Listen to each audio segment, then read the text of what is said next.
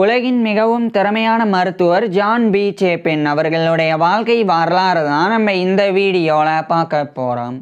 1829 December 4 அன்னைக்கு United ஸ்டேட்ஸோடைய நியூயார்க்கில் இருக்கிற நியூயார்க் சிட்டியில் வில்லியம் சேப்பினுக்கும் எலிசபெத் பேசட் சேப்பினுக்கும் மகனாக பிறக்கிறார்.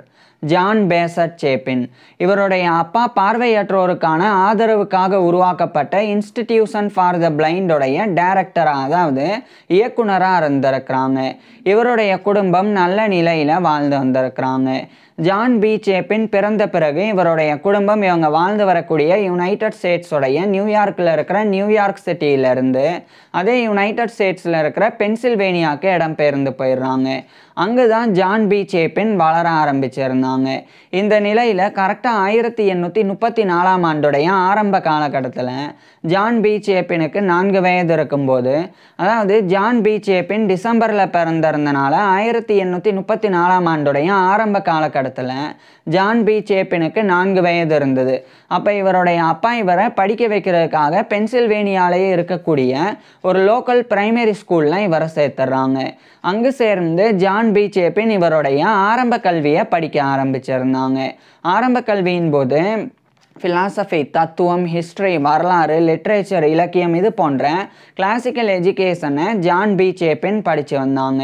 இதுக்கப்புறம் 1839ஆம் ஆண்டுடைய ஆரம்ப காலகட்டத்தில் இவருடைய 9 வயதில் ஜான் பி சேப்பின் இவருடைய ஆரம்ப கல்வியை முடிச்சிடுறாங்க. இதுக்கப்புறம் இவருடைய அப்பா இவருடைய குடும்பத்தை அழைச்சிட்டு இந்த யுனைடெட் ஸ்டேட்ஸில் இருக்கிற பென்சில்வேனியாவிலிருந்து அதே யுனைடெட் ஸ்டேட்ஸோடைய ஒஹாயோவில் இருக்கிற கொலம்பஸுக்கு இடம்பெயர்ந்து போயிடுறாங்க. அங்கே போனதுக்கப்புறம் அந்த கொலம்பஸில் இருக்கக்கூடிய ஒரு லோக்கல் கிராமர் ஸ்கூலில் இவருடைய அப்பா இவரை சேர்த்துறாங்க. அது ஒரு ஹை ஸ்கூலாக இருந்தது. அங்கு சேர்ந்து 1839ஆம் ஆண்டிலிருந்து ஜான் பி சேப்பின் இவருடைய ஹையர் எஜுகேஷனை, உயர்கல்வியை படிக்க ஆரம்பிச்சிருந்தாங்க. இந்த காலகட்டத்தில் அந்த கொலம்பஸில் இருக்கக்கூடிய இன்ஸ்டிடியூஷன் ஃபார் த பிளைண்டோடைய ஒரு டைரக்டர், இயக்குனராக இவருடைய அப்பா நியமிக்கப்பட்டிருந்தாங்க. ஸோ இவருடைய அப்பாவுக்கு இந்த பிளைண்ட் கேரில், அதாவது பார்வையற்றோருக்குண்டான ஆதரவு தெரிவிக்கிறதுல அதிக ஆர்வம் இருந்தது. அதனால் அந்த இன்ஸ்டிடியூஷன் ஃபார் த பிளைண்டோடைய டைரக்டராக இவருடைய அப்பா பணிபுரிஞ்சு வந்தாங்க. இன்னொரு பக்கம் இவருடைய ஹையர் எஜுகேஷனின் போது ஜான் பி சேப்பின் கிரீக், லட்டின் போன்ற கிளாசிக்கல் லாங்குவேஜஸை கற்றுக்கிட்டு வந்தாங்க. அதுக்கப்புறமா நேச்சுரல் ஹிஸ்ட்ரி, நேச்சுரல் சயின்சஸ் போன்ற அறிவியல் பாடங்களை மிகவும் ஆர்வத்தோட ஜான் பி சேப்பின் படித்து வந்தாங்க. நேச்சுரல் ஹிஸ்ட்ரி, இயற்கை வரலாறு அப்படின்றது பிளான்ட்ஸ் அண்ட் அனிமல்ஸ், தாவரங்கள் மற்றும் விலங்குகள் குறித்து படிக்கிறது. சிம்பிளாக சொல்லப்போனால் பாட்டனி, தாவரவியல், ஜுவாலஜி, விலங்கியல், இந்த 2 பாடங்கள் உள்ளடங்கியது நேச்சுரல் ஹிஸ்ட்ரி அப்படின்றது. அதே சமயம் நேச்சுரல் சயின்சஸ், இயற்கை அறிவியல் அப்படின்றது ஃபிசிக்கல் வேர்ல்டு சம்மந்தமாக படிக்கிறது. சிம்பிளாக சொல்லப்போனால் ஃபிசிக்ஸ், இயற்பியல், கெமிஸ்ட்ரி, வேதியியல், அஸ்ட்ரானமி, வானியல், ஜியாலஜி, புவியியல், பயாலஜி, உயிரியல் அப்படின்னு இது போன்ற பாடங்கள் உள்ளடங்கியது நேச்சுரல் சயின்சஸ் அப்படின்றது. So natural history, natural sciences போன்ற அறிவியல் பாடங்களை ஜான் பி சேப்பின் மிகவும் ஆர்வத்தோடு படித்து வந்தாங்க.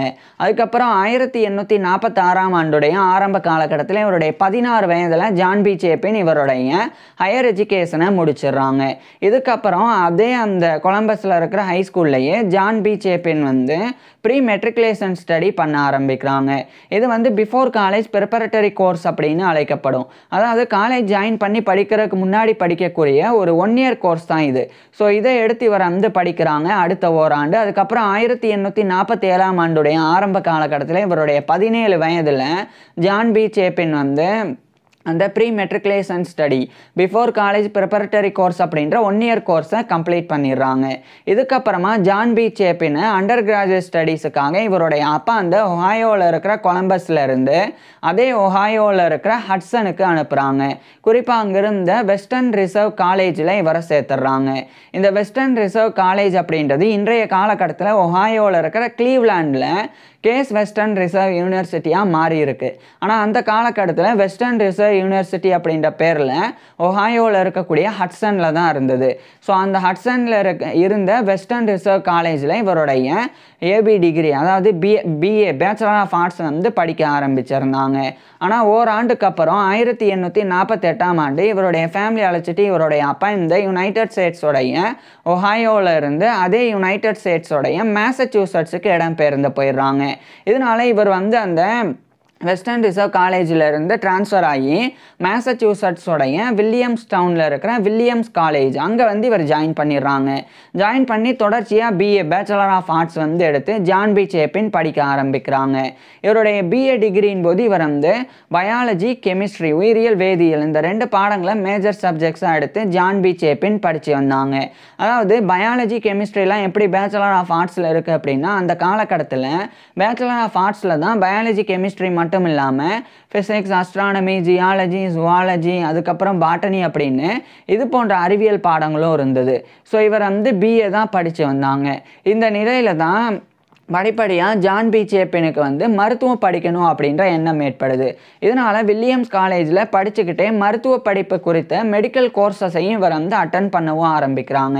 இதுக்கப்புறம் 1850ஆம் ஆண்டுடைய ஆரம்ப காலகட்டத்தில் இவருடைய 20 வயதில் ஜான் பி சேப்பின் வந்து இவருடைய பிஏ டிகிரியை அந்த வில்லியம்ஸ் காலேஜிலேருந்து முடிச்சிடுறாங்க. இதுக்கப்புறமா இவர் வந்து மருத்துவம் படிக்கணும்னு விரும்பினால இவருடைய அப்பா இவரை யுனைடெட் ஸ்டேட்ஸோடைய மேசச்சூசட்ஸில் இருக்கிற வில்லியம்ஸ் டவுனில் இருந்து அதே யுனைடெட் ஸ்டேட்ஸில் இருக்கிற நியூயார்க்குக்கு அனுப்புகிறாங்க. அங்கே அனுப்பி அங்கே இருக்கக்கூடிய நியூயார்க் ஹாஸ்பிட்டல் அங்கே ஜான் ஸ்வெட் அப்படின்ற ஒரு மருத்துவர் இருந்தாங்க. அவருக்கு கீழே இவர் ஒரு அப்ரெண்டிஸும் 1850ஆம் ஆண்டு ஜான் பி சேப்பின் ஜாயின் பண்ணுறாங்க. அந்த டாக்டர் ஜான் ஸ்வெட் அவர் வந்து மருத்துவ பயிற்சிகளை ஜான் பி சேப்பினுக்கு வழங்கி வந்தாங்க. இதே காலகட்டத்தில் ஜான் பி சேப்பின் வந்து யுனைடெட் ஸ்டேட்ஸோடைய பென்சில்வேனியாவில் இருக்கிற பிலடெல்ஃபியா அங்கே இருக்கக்கூடிய ஜெஃபர்சன் மெடிக்கல் காலேஜ், அது வந்து இன்றைய காலகட்டத்தில் தாமஸ் ஜெஃபர்சன் யூனிவர்சிட்டி அப்படின்னு அழைக்கப்படுது. அந்த ஜெஃபர்சன் மெடிக்கல் காலேஜோடைய மெடிக்கல் லெக்சர்ஸ் மருத்துவ விரிவுரைகளையும் இவர் வந்து அட்டன் பண்ணி வந்தாங்க. குறிப்பாக இவர் வந்து அனாட்டமி உடற்கூறியல், ஃபிசியாலஜி உடலியல், மெட்டீரியா மெடிக்கா மருந்துகளினுடைய பண்புகள் குறித்து படிக்கிறது, கிளினிக்கல் மெடிசன் மருத்துவம், அதுக்கப்புறமா இந்த பெத்தாலஜி நோயியல், சர்ஜரி அறுவை சிகிச்சை, ஃபார்மகாலஜி மருந்தியல் அப்படின்னு இது போன்ற பாடங்கள் எல்லாம் இவர் வந்து தொடர்ந்து அந்த ஜெஃபர்சன் மெடிக்கல் காலேஜோடைய மெடிக்கல் லெக்சர்ஸை அட்டன் பண்ணி வந்தாங்க. இதுக்கிடையில் 1852ஆம் ஆண்டு மெடிக்கல் ஸ்டாஃபோடைய ஒரு மெம்பராகவும் இவர் வந்து தேர்ந்தெடுக்கப்பட்டாங்க. அதுக்கப்புறம் 1853ஆம் ஆண்டு இவருடைய 23-24 வயதில் ஜான் பி சேப்பின் வந்து இவருடைய டாக்டர் ஆஃப் மெடிசன் அப்படின்ற எம்டி டிகிரியை கம்ப்ளீட் பண்ணிடுறாங்க. ஸோ மெடிக்கல் டிகிரி வந்து முடிச்சிடுறாங்க. இதுக்கப்புறமா இவர் வந்து நியூயார்க்லேயே இருக்கக்கூடிய அந்த நியூயார்க் ஹாஸ்பிட்டலில் ஜான் பி சேப்பின் வந்து ஓராண்டு வந்து பயிற்சி பெற ஆரம்பிக்கிறாங்க. குறிப்பாக மெடிக்கல் ட்ரைனிங். அதாவது ஜான் பி சேப்பின் வந்து டாக்டர் ஆஃப் மெடிசன் அப்படின்ற எம்டி டிகிரி முடித்த உடனே இவர் வந்து ஒரு மருத்துவராக நோயாளிகளுக்கு சிகிச்சையெல்லாம் கொடுக்க முடியாது. அதுக்கு முன்னாடி ஜான் பி சேப்பின் வந்து ஒரு மருத்துவமனையில் சேர்ந்து அங்கே இருக்கக்கூடிய தேர்ந்த மருத்துவர்கள் நோயாளிகளுக்கு சிகிச்சை கொடுக்கறத பார்த்து பயிற்சி பெறணும். அதுக்கப்புறமா அந்த தேர்ந்த மருத்துவர்களினுடைய மேற்பார்வையின் கீழே ஜான் பி சேப்பின் நோயாளிகளுக்கு சிகிச்சை கொடுக்கணும். இதெல்லாம் சரியாக செஞ்சாதான் ஜான் பி சேப்பின் வந்து ஒரு மருத்துவராக தகுதி பெற முடியும். இதுதான் இன்டர்ன்ஷிப் ரெசிடென்சி அப்படின்றது. இன்டர்ன்ஷிப் அப்படின்னா மற்ற மருத்துவர்கள் நோயாளிகளுக்கு சிகிச்சை கொடுக்கறத பார்த்து பயிற்சி பெறுறது. அதே சமயம் ரெசிடென்சி அப்படின்றது அந்த தேர்ந்த மருத்துவர்களினுடைய மேற்பார்வையின் கீழே ஜான் பி சேப்பின் வந்து நோயாளிகளுக்கு சிகிச்சை கொடுக்கறது. ஸோ இதை ரெண்டையும் இவர் வந்து 1854ஆம் ஆண்டே கம்ப்ளீட் பண்ணிடுறாங்க.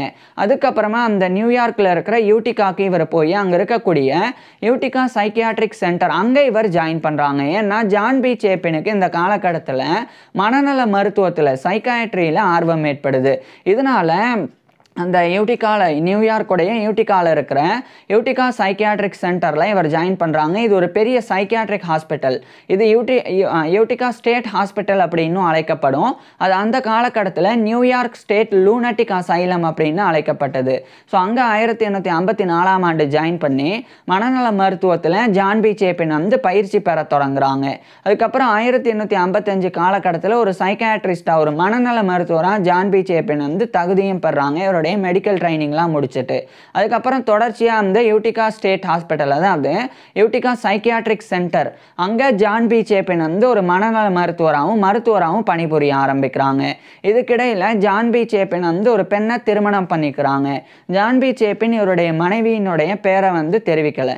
இருந்தாலும் ஜான் பி சேப்பினுடைய மனைவி அப்படின்றனால திருமணத்துக்கு பிறகு அவங்க மிஸ்ஸஸ் சேப்பின் அப்படின்னு அழைக்கப்படுவாங்க.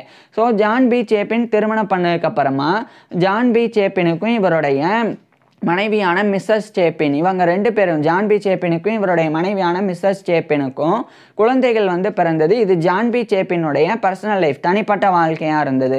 இது ஒரு பக்கம் இருக்கு. இன்னொரு பக்கம் இந்த யூட்டிகா சைக்கியாட்ரிக் சென்டரில் தொடர்ந்து சில ஆண்டுகள் பணிபுரிஞ்சாங்க.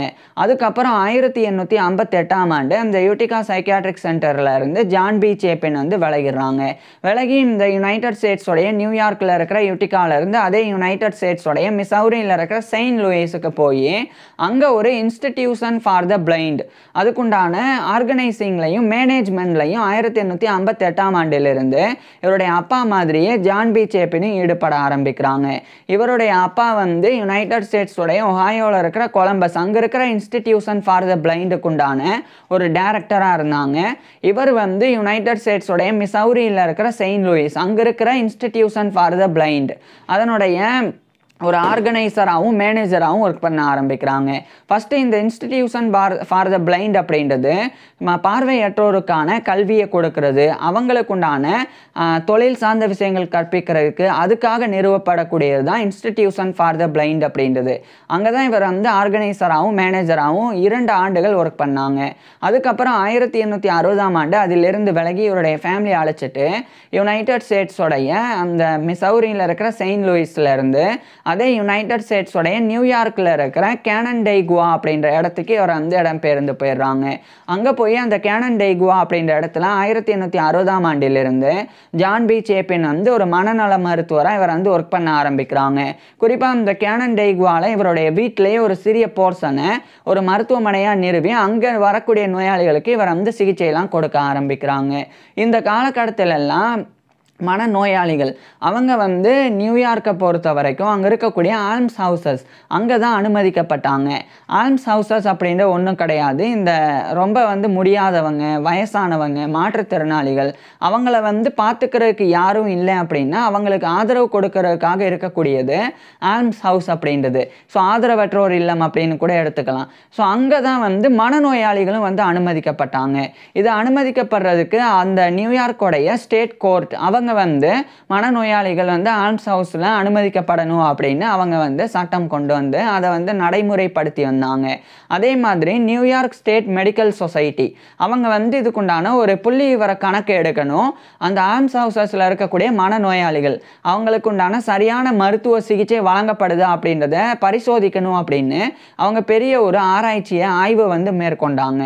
அப்போ அதிர்ச்சி தரக்கூடிய வகையில் ஆல்ம்ஸ் ஹவுஸில் இருக்கக்கூடிய மனநோயாளிகள் அவங்க வந்து பெருமளவில் இன்னும் அதிகமாக மனநல பாதிப்பை வந்து ஏற்படுத்திக்கிட்டாங்க. காரணம் அங்கே இருக்கக்கூடிய மனநோயாளிகளுக்கு சரியான மருத்துவ சிகிச்சை வழங்கப்படலை. அவங்கள பார்த்துக்கிறதுக்கு மருத்துவர்களும் சரியாக வந்து இல்லை, மனநல மருத்துவர்களும். ஸோ அந்த நிலைமையெல்லாம் இருந்தது. அப்போ இதெல்லாம் வந்து ஜான் பி சேப்பினுக்கும் தெரிய வருது. ஏன்னா ஜான் பி சேப்பின் நியூயார்க்கில் தான் இருக்கிறாங்க. ஸோ அவருக்கு வந்து அது தெரிய வந்ததுக்கப்புறமா ஜான் பி சேப்பின் ஒரு முக்கியமான ஒரு விஷயத்தை கையில் எடுக்கிறாங்க. அதாவது இந்த மாதிரி ஆதரவற்றோர் இல்லத்தில் மனநோயாளிகள் அனுமதிக்கப்படக்கூடாது, மனநோயாளிகளுக்கு அப்படின்னு சிறப்பு மருத்துவமனைகள் உருவாக்கப்படணும். எப்படி யூட்டிகா சைக்கியாட்ரிக் சென்டர் அப்படின்ற மனநல மருத்துவமனை இருக்குதோ அதே மாதிரி மனநல மருத்துவமனை உருவாக்கப்பட்டு அங்கு தான் வந்து மனநோயாளிகள் அனுமதிக்கப்படணும், அதுக்குண்டான சட்டமும் கொண்டு வரப்படணும் அப்படின்னு ஜான் பி சேப்பின் வந்து இவருடைய ஒரு பெரிய போராட்டத்தை கையில் எடுக்கிறாங்க. அதையே நியூயார்க் ஸ்டேட் மெடிக்கல் சொசைட்டியும் வந்து கையில் எடுத்தாங்க. அதுக்கப்புறம் நியூயார்க் ஸ்டேட் லெஜிஸ்லேச்சர் அதன் மூலமாக இந்த ஒரு சட்டம் 1865 கொண்டு வரப்படுது. உடனடியாக ஜான் பி சேப்பினே அந்த நியூ ஃபெசிலிட்டி உருவாக்குறதுக்கு, அதாவது மனநல மருத்துவமனை உருவாக்குறதுக்கு இவரே வந்து ஒரு கன்ஸ்ட்ரக்டிங்கில் முக்கியமான பொறுப்பில் 1865ஆம் ஆண்டு நியமிக்கப்படுறாங்க. ஸோ அப்போ இவருக்கு வந்து 35-36 வயது தான். அப்போவே அந்த பெரிய பொறுப்பில் இவர் நியமிக்கப்பட்டாங்க. அதுக்கப்புறமா ஜான் பி சேப்பினே அந்த பொறுப்பை வந்து மேற்பார்வையிட ஆரம்பிக்கிறாங்க. நியூயார்க்கில் பெரிய பெரிய மருத்துவமனைகளை ஜான் பி சேப்பின் வந்து டிசைனராக இருந்து கன்ஸ்ட்ரக்ட் பண்ணுறாங்க. இவருடைய டிசைனிங் 2 விஷயத்தை அடிப்படையாக கொண்டு இருந்தது. ஒன்று செக்ரிகேட்டட் ஃபெசிலிட்டி, இன்னொன்று ஆக்குபேஷனல் தெரப்பி. செக்ரிகேட்டட் ஃபெசிலிட்டி அப்படின்றது இப்போ எல்லா மனநோயாளிகளும் ஒரே நிலையில் இருக்க மாட்டாங்க. ஒரு சில பேர் ஓரளவுக்கு மனநோயினால் பாதிக்கப்பட்டிருப்பாங்க. இன்னும் சில பேர் ரொம்ப கடுமையாக மனநோயினால் பாதிக்கப்பட்டிருப்பாங்க. குறிப்பாக ரொம்ப மனநலம் பாதிக்கப்பட்டு பைத்தியக்காரங்களாக கூட இருப்பாங்க. ஸோ அப்படி இருக்கக்கூடியவங்களும் ஓரளவுக்கு மனநோயினால், அதேமாதிரி மனக்குழப்பத்தினால், மன அழுத்தத்தினால் பாதிக்கப்பட்டவங்க அவங்க அப்படின்னு எல்லாருமே ஒரே இடத்துல இருக்கிறது அப்படின்றது சரியாக இருக்காது. அவங்களுக்கு உண்டான சிகிச்சையும் சரியாக வழங்குறதுக்கு ரொம்ப கஷ்டமாக இருக்கும். அதனால் ஜான் பி சேப்பின் பண்ண முதல் விஷயம் செக்ரிகேட்டட் ஃபெசிலிட்டி. இதை அடிப்படையாக கொண்டு இவர் குரூப்பாக பிரிச்சிருவாங்க. ஓரளவுக்கு மனநலத்தினால் பாதிக்கப்பட்டவங்க ஒரு இடத்துல, டிப்ரெஷனால் பாதிக்கப்பட்டவங்க இன்னொரு இடத்துல, குழப்பத்தினால் கன்ஃபியூஷனால் பாதிக்கப்பட்டவங்க இன்னொரு இடத்துல, ரொம்ப இன்சானிட்டியாக இருக்கக்கூடியவங்க, பைத்தியக்காரங்களாக இருக்கக்கூடியவங்க இன்னொரு இடத்துல அப்படின்னு தனித்தனியாக இருக்கணும் அப்படின்னு அதை கட்டமைக்கிறதுக்கு ஜான் பி சேப்பின் வலியுறுத்தினாங்க. அதுக்கப்புறம் ஆக்குபேஷனல் தெரப்பி. ஆக்குபேஷனல் தெரப்பி அப்படின்ற ஒன்றும் கிடையாது. ஒரு பெரிய விவசாய நிலத்தை அவர் உருவாக்கினாங்க. அங்கே பயிர்கள் வளர்ப்பு, அதுக்கப்புறம் ஆடு மாடு போன்ற அந்த பண்ணை விலங்குகள் அதனுடைய வளர்ப்பை அவர் கொண்டு வந்தாங்க. கொண்டு இந்த மனநோயினால் பாதிக்கப்பட்டவங்களுக்கு வேலை கொடுக்கறது. நீங்கள் விவசாயம் பண்ணணும், அந்த பயிர்களை பராமரிக்கணும் அல்லது விலங்குகளை பராமரிக்கணும், இப்படி பர்டிகுலராக ஒரு டாஸ்க்கு கொடுக்கறதன் மூலமாக மனநோயாளிகளினுடைய ஃபோக்கஸ் எல்லாமே இயற்கை சார்ந்து அந்த வேலைகள்லையும் இருக்கும். அப்படி வேலையில் அவங்களுடைய ஃபோக்கஸ் இருக்கிறதன் மூலமாக அவங்களுடைய மென்டல் அந்த இல்னஸ் படிப்படியாக குறைய ஆரம்பிக்கும். ஸோ இதுதான் ஆக்குபேஷனல் தெரப்பி அப்படின்றது. ஒரு வேலையை கொடுத்து அந்த ஒரு வேலையை அவங்கள ஃபோக்கஸாக பார்க்க வச்சு அதன் மூலமாக அவங்களுடைய மனப்பிரச்சனையை குறைக்கிறது. ஸோ இந்த ஒரு விஷயத்தில் ஜான் பி சேப்பின் ரொம்ப உறுதியாக இருந்து அந்த ஒரு ஆக்குபேஷனல் தெரப்பியையும் கொண்டு வரணும் அப்படின்னு மருத்துவமனைகளில், மனநல மருத்துவமனைகளில் அந்த விவசாய நிலத்துக்கான இடத்தையும் கொடுக்கணும் அப்படின்னு அந்த டிசைனிங்கும் இவர் பண்ணாங்க. இப்படியே அந்த மருத்துவமனையும் கட்டப்படுது. அதுக்கப்புறம் 1870 காலகட்டத்தில் அது நடைமுறைக்கு வரும்போது நியூயார்க் ஸ்டேட் மெடிக்கல் சொசைட்டி அவங்க போர்ட் ஆஃப் ட்ரஸ்டீஸை உருவாக்கினாங்க.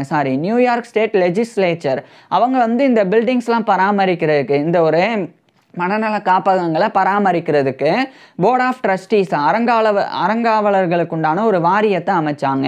அந்த போர்ட் ஆஃப் ட்ரஸ்டீஸ் அந்த மென்டல் ஹெல்த் ஹாஸ்பிட்டலோடைய ஃபஸ்ட்டு சூப்பரிண்டெண்டாக ஜான் பி சேப்பினை தான் நியமித்தாங்க. ஸோ ஜான் பி சேப்பின் 1870 காலகட்டத்தில் ஒரு சூப்பரிண்டெண்டாக ஒர்க் பண்ண ஆரம்பிக்கிறாங்க. இவர் படிப்படியாக அந்த மென்டல் ஹெல்த் ஹாஸ்பிட்டலில் நியூயார்க்கில் அந்த மனநோயாளிகளை செக்ரிகேட்டட் ஃபெசிலிட்டி மூலமாக தனித்தனியான குரூப்பாக பிரிச்சாங்க. அதேமாதிரி ஆக்குபேஷனல் தெரப்பியும் கொடுத்து வந்தாங்க. இதன் காரணமாக 1875 காலகட்டத்திலிருந்து படிப்படியாக மனநோயினால் பாதிக்கப்பட்டவங்க, குறிப்பாக இந்த டிப்ரெஷன் போன்ற சின்ன சின்ன மனநோயினால் பாதிக்கப்பட்டவங்க ரொம்ப விரைவாகவே குணமடைஞ்சு வந்தாங்க. அதுக்கப்புறம் பெரிய பெரிய மனநோயினால் பாதிக்கப்பட்டவங்க, குறிப்பாக சிக்ஸோஃப்ரேனியா போன்ற ரொம்ப கடுமையான மென்டல் கண்டிஷனால் பாதிக்கப்பட்டவங்களுடைய மனநிலை கூட கொஞ்சம் மேம்பாடு அடைய ஆரம்பிச்சிருந்தது, இம்ப்ரூவ் ஆக ஆரம்பிக்குது. ஸோ இதெல்லாம் ஜான் பி சேப்பினுக்கு கிடைக்கக்கூடிய பெரிய வெற்றியாக இருந்தது. இதனால் ஜான் பி சேப்பின் பண்ண இந்த ஒரு விஷயம், அதாவது ஆல்ம்ஸ் ஹவுஸில் அனுமதிக்கப்படக்கூடிய மனநோயாளிகளை ஹாஸ்பிட்டல் செட்டிங் கீழே கொண்டு வருது. ஸோ அதை ஜான் பி சேப்பின் ரொம்ப சக்ஸஸ்ஃபுல்லாக கொண்டு வந்தாங்க. இதனால் ஜான் பி சேப்பினுக்கு நிறைய கௌரவங்கள் வழங்கப்பட்டது.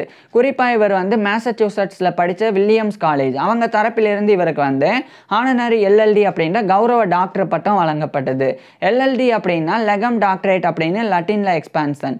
இதுவே இங்கிலீஷில் கேனன் லா, சிவில் லா, அந்த 2 லாஸ் உள்ளடங்கிய டாக்டர் ஆஃப் லாஸ் அப்படின்னு அர்த்தம். ஸோ இந்த ஒரு கௌரவ டாக்டர் பட்டம் தான் வில்லியம்ஸ் காலேஜ் தரப்பிலிருந்து இவருக்கு வழங்கப்பட்டது. அதே மாதிரி 1880 காலகட்டத்தில் இவர் படித்த ஜெஃபர்சன் மெடிக்கல் காலேஜ் பிலடெல்பியாவில் இருக்கக்கூடியது, அவங்க தரப்பில் இருந்து இவருக்கு ஹானரி எல்எல்டி அப்படின்ற கௌரவ டாக்டர் பட்டத்தை ஜான் பி சேப்பினுக்கு வழங்கி இவரை கௌரவப்படுத்தினாங்க. இதுக்கப்புறம் 1884 ஆண்டு தாமஸ் கெர்க்பிரிட்ஜ் அப்படின்னு சொல்லி ஒரு மனநல மருத்துவர் அவர் இறந்து போகிறாங்க. அவர் இறந்து போகும்போது பிலடெல்பியாவில் இருக்கக்கூடிய பென்சில்வேனியா ஹாஸ்பிட்டல் அதனுடைய டிபார்ட்மெண்ட் ஆஃப் இன்சைன் அதுக்குண்டான ஒரு ஃபிசிஷியன் இன் சீஃபாக அவர் இருந்தாங்க. ஸோ அவர் இறந்த பிறகு அந்த ஒரு பொறுப்புக்கு ஜான் பி சேப்பினை வரவழைச்சாங்க. இவரும் அதை ஏற்றுக்கிட்டு இவருடைய ஃபேமிலியை அழைச்சிட்டு நியூயார்க்கில் இருந்து, அந்த யுனைடெட் ஸ்டேட்ஸில் இருக்கிற நியூயார்க்கில் இருந்து அதே யுனைடெட் ஸ்டேட்ஸோடைய பென்சில்வேனியாவில் இருக்கிற ஃபிலடெல்பியாவுக்கு போய் பென்சில்வேனியா ஹாஸ்பிட்டலோடைய டிபார்ட்மெண்ட் ஆஃப் இன்சைன் அதுக்குண்டான ஒரு ஃபிசிஷியன் இன் சீஃபாக 1884 ஆண்டிலிருந்து ஜான் பி சேப்பின் ஒர்க் பண்ண ஆரம்பிக்கிறாங்க. ஸோ ஜான் பி சேப்பின் வந்து ஏற்கனவே ஒர்க் பண்ண அந்த நியூயார்க்கில் இருக்கக்கூடிய மென்டல் ஹெல்த் ஹாஸ்பிட்டலோடைய சூப்பரிண்டெண்டன்ட் அப்படின்ற பதவியை ரிசைன் பண்ணிட்டு தான் இவர் இங்கே வந்து ஜாயின் பண்ணாங்க. ஜாயின் பண்ணி பென்சில்வேனியா ஹாஸ்பிட்டலோடைய டிபார்ட்மெண்ட் ஆஃப் இன்சைன் அங்கேயும் பல முன்னேற்றங்களை இந்த காலகட்டத்தில் ஜான் பி சேப்பின் வந்து ஏற்படுத்த தொடங்கியிருந்தாங்க. அதுக்கு முன்னாடி இவருக்கு பல கௌரவங்களையும் பெற்றாங்க. அதில் குறிப்பாக அமெரிக்கன் சைக்கியாட்ரிக் அசோசியேஷன் அதனுடைய ஒரு மெம்பராக இவர் தேர்ந்தெடுக்கப்பட்டாங்க. அதுக்கப்புறம் 1888ஆம் ஆண்டு அதே அமெரிக்கன் சைக்கியாட்ரிக் அசோசியேஷனுடைய ஒரு பிரசிடெண்டாகவே ஜான் பி சேப்பின் நியமிக்கப்பட்டு மிகப்பெரிய கௌரவத்தை பெற்றாங்க. அந்த பதவியில் அமெரிக்கன் சைக்கியாட்ரிக் அசோசியேஷனுடைய பிரசிடெண்ட் அப்படின்ற பதவியில் 1889 வரைக்கும் ஜான் பி சேப்பின் இருந்தாங்க. அதுக்கப்புறம் 1890கள் காலகட்டத்தில் ஜான் பி சேப்பின் வந்து 3 விஷயங்களை இவர் ஒர்க் பண்ணக்கூடிய பென்சில்வேனியா ஹாஸ்பிட்டலில் பண்ணாங்க. ஒன்று வந்து அந்த காலகட்டத்தில் மனநோயாளிகள் வந்து இந்த பென்சில்வேனியா ஹாஸ்பிட்டலோடைய டிபார்ட்மெண்ட் ஆஃப் இன்சைனுக்கு நிறைய பேர் வந்து அனுமதிக்கப்பட்டாங்க. ஏன்னா ஜான் பி சேப்பின் வந்து ஒரு தலை சிறந்த மனநல மருத்துவர் அப்படின்றது அங்கே இருக்கக்கூடியவங்களுக்கு தெரிஞ்சிருந்தனால மனநோயினால் பாதிக்கப்படக்கூடியவங்க பென்சில்வேனியாவில் எங்கே இருந்தாலும் ஃபிலடெல்ஃபியாவுக்கு வந்து பென்சில்வேனியா ஹாஸ்பிட்டலில் தான் அனுமதிக்கப்பட்டாங்க. இதனால் படிப்படியாக மனநோயாளிகளினுடைய எண்ணிக்கை அதிகரித்தது. இப்போ மனநோயாளிகளினுடைய எண்ணிக்கை அதிகரிக்கிறனால அதுக்கேற்றவாறு பில்டிங்ஸோடைய ஃபெசிலிட்டிஸ் அதிகரிக்கணும். அதே மாதிரி மருத்துவர்களினுடைய மனநல மருத்துவர்களினுடைய எண்ணிக்கையும் அதிகரிக்கணும், நர்சஸோடைய எண்ணிக்கை அதிகரிக்கணும், அதுக்கப்புறம் அங்கே வேலை பார்க்கக்கூடிய மற்ற பணியாட்களினுடைய வேலையை அதிகரிக்கணும். இதெல்லாம் வந்து ஜான் பி சேப்பன் வந்து பென்சில்வேனியா ஹாஸ்பிட்டலில் பண்ணாங்க. அதுக்கப்புறமா சின்ன ஒரு டிஸ்பென்சரி ஒரு மருந்தகத்தை இவர் வந்து உருவாக்கினாங்க. அது வந்து சாதாரணமான மனநோயினால் பாதிக்கப்பட்டவங்க குறிப்பாக அம்னீசியா போன்ற அடிக்கடி மறதி ஏற்படுறது, அதேமாதிரி யாரோ பேசுகிற மாதிரி காதில் அடிக்கடி கேட்குறது, இது மாதிரி பாதிக்கப்பட்டவங்களுக்கு மருந்து விநியோகம் பண்ணுறதுக்காக அந்த பென்சில்வேனியா ஹாஸ்பிட்டலில் இவர் வந்து ஒரு டிஸ்பென்சரி மருந்தகத்தையும் ஜான் பி சேப்பின் வந்து உருவாக்குனாங்க. அதுக்கப்புறமா மருத்துவ சிகிச்சை கொடுக்கறதுல பல முன்னேற்றம் அடைஞ்ச முக்கியமான முறைகளையும் ஜான் பி சேப்பின் வந்து அறிமுகப்படுத்தினாங்க. ஸோ இப்படி பல விஷயங்கள் பண்ணனால பென்சில்வேனியா ஹாஸ்பிட்டல் மிகப்பெரிய ஒரு உச்சத்தை எட்டியது. இதனால் ஜான் பி சேப்பின் வந்து ஒரு மனநல மருத்துவராக ரொம்ப புகழ்பெற்றவராக இருந்தாங்க. இது எந்த அளவுக்கு அப்படின்னா யுனைடெட் ஸ்டேட்ஸை கடந்து வெளிநாடுகளிலிருந்தும் இவருக்கு பல கௌரவங்கள் கிடைச்சது. அதில் பர்டிகுலராக பெல்ஜியம் அந்த ஒரு நாட்டிலிருந்து இவர் வந்து சொசைட்டி டே மெடிசன் மென்டைல் டே பெல்ஜியம் அப்படின்ற அந்த ஒரு மெடிக்கல் சொசைட்டியினுடைய ஒரு ஹானரி மெம்பராக இவர் தேர்ந்தெடுக்கப்பட்டாங்க. அந்த Société de Médecine Mentale de Belgium இது வந்து இங்கிலீஷில் Belgium society of mental medicine அப்படின்னு அர்த்தம். அந்த ஒரு மென்டல் மெடிசன் சொசைட்டியோடைய ஒரு ஹானரி மெம்பராக இவர் வந்து தேர்ந்தெடுக்கப்பட்டாங்க. அதே மாதிரி இங்கிலாந்தில் இருக்கிற medical psychological association of Great Britain and Ireland அதனுடைய ஒரு ஆனரி மெம்பராகவும் ஜான் பி சேப்பின் வந்து தேர்ந்தெடுக்கப்பட்டாங்க. இப்படி பல்வேறு கௌரவங்களை ஜான் பி சேப்பின் பெற்று வந்தாங்க. அதுக்கப்புறம் 1900 ஆண்டுகளுக்கு பிறகு ஜான் பி சேப்பின் வந்து தொடர்ச்சியாக அந்த பென்சில்வேனியா ஹாஸ்பிட்டலில் இன்னும் பல எஸ்டாப்ளிஷ்மெண்ட்ஸை செஞ்சாங்க. பிறகு இறுதியாக 1907ஆம் ஆண்டு இவர் வந்து அந்த பென்சில்வேனியா ஹாஸ்பிட்டலில் இருந்து விலகினாலும் ஜான் பி சேப்பின் வந்து நேராக இவருடைய ஃபேமிலியோட ஃபிலடெல்ஃபியாலே வாழ்ந்து வந்தாங்க. சில ஆண்டுகளுக்கு அப்புறம் 1911ஆம் ஆண்டு ஜான் பி சேப்பின் இவருடைய ஃபேமிலியை அழைச்சிட்டு அந்த யுனைடெட் ஸ்டேட்ஸோடைய பென்சில்வேனியாவில் இருக்கிற ஃபிலடெல்ஃபியாவிலிருந்து அதே யுனைடெட் ஸ்டேட்ஸில் இருக்கிற நியூயார்க்கோடைய அந்த கேனன்டைகுவா அப்படின்ற இடத்துக்கே போய் அங்கே இவருடைய தனிப்பட்ட வாழ்க்கையை 1911ஆம் ஆண்டிலிருந்து வாழ ஆரம்பிச்சிருந்தாங்க. இதுக்கப்புறமா படிப்படியாக இவருடைய வயசும் ஏறினது, இவருக்கு நோய்களும் வந்து அதிகரித்தது. இதுக்கப்புறம் இவர் வந்து உடல்நல குறைபாடினால் பாதிக்கப்பட்டு இறுதியாக 1917ஆம் ஆண்டு இவர் வந்து 1917ஆம் ஆண்டு ஜனவரி 17 அன்னைக்கு இவருடைய 88 வயது 1918ஆம் ஆண்டு ஜனவரி 17 அன்னைக்கு இவருடைய 88 வயதில் ஜான் பி சேப்பின் வந்து இறந்து போயிடுறாங்க. ஸோ 1918 ஜனவரி 17 அன்னைக்கு இவருடைய 88 வயதில் ஜான் பி சேப்பின் வந்து இறந்து போயிட்டாலும் இவர் இறந்து 100 ஆண்டுகளுக்கு பிறகும் கூட இன்னைக்கு வரைக்கும் ரொம்ப வந்து ஒரு நினைவில் கொள்ளக்கூடிய ஒரு மனநல மருத்துவராக ஜான் பி சேப்பின் வந்து யுனைடெட் ஸ்டேட்ஸில் அறியப்படுறாங்க. அதுக்கு முக்கியமான காரணம் ஒன்று, இந்த ஆல்ம்ஸ் ஹவுஸ்லலாம் மனநோயாளிகள் அனுமதிக்கப்படக்கூடாது, அவங்களுக்கு அப்படின்னு தனியான மென்டல் ஹெல்த் சிஸ்டம் இருக்கணும் அப்படின்றத கொண்டு வந்து ஆல்ம்ஸ் ஹவுசஸில் அனுமதிக்கப்பட்ட மனநோயாளிகளை ஹாஸ்பிட்டல் செட்டிங் கீழே இவர் வந்து ரிமூவ் பண்ணி கொண்டு வந்தது. அது ஒரு பெரிய சாதனை. பென்சில்வேனியா ஹாஸ்பிட்டலில் மிகப்பெரிய அளவில் டிஸ்பென்சரி உருவாக்கி அங்கே புதிய முறைகளை ஏற்படுத்தினது ஒரு சாதனை. அதே மாதிரி நியூயார்க்கோடைய மென்டல் ஹெல்த் ஹாஸ்பிட்டல் அங்கே வந்து ஆக்குபேஷனல் தெரப்பி செக்ரிகேட்டட் ஃபெசிலிட்டி அப்படின்னு புதிய புதிய முறைகள் கொண்டு வந்து மனநோயினால் பாதிக்கப்பட்டவங்க ரொம்ப விரைவாக குணமடைகிறதுக்கு வழிவகை செய்தது இன்னொரு சாதனை அப்படின்னு பல விஷயங்களை வாழும்போது ஜான் பி சேப்பின் பண்ணியிருந்தாங்க. ஸோ இப்பேற்பட்ட ஜான் பி சேப்பின் இவ்வளோ விஷயங்கள் பண்ணனால தான் இன்னைக்கு வரைக்கும் நினைவில் கொள்ளப்படக்கூடிய ஒரு மருத்துவராக அமெரிக்காவில் ஜான் பி சேப்பின் திகழ்ந்து வராங்க. ஸோ இப்பேற்பட்ட ஜான் பி சேப்பின் பற்றி நீங்கள் என்ன நினைக்கிறீங்க அப்படின்றத கீழே கமெண்ட்ஸில் சொல்லுங்கள். உங்களுக்கு எந்த மாதிரியான டாபிக்ஸில் எந்த மாதிரியான வீடியோஸ் வேணும் அப்படின்றதையும் கீழே கமெண்ட்ஸில் சொல்லுங்கள். தேங்க்யூ.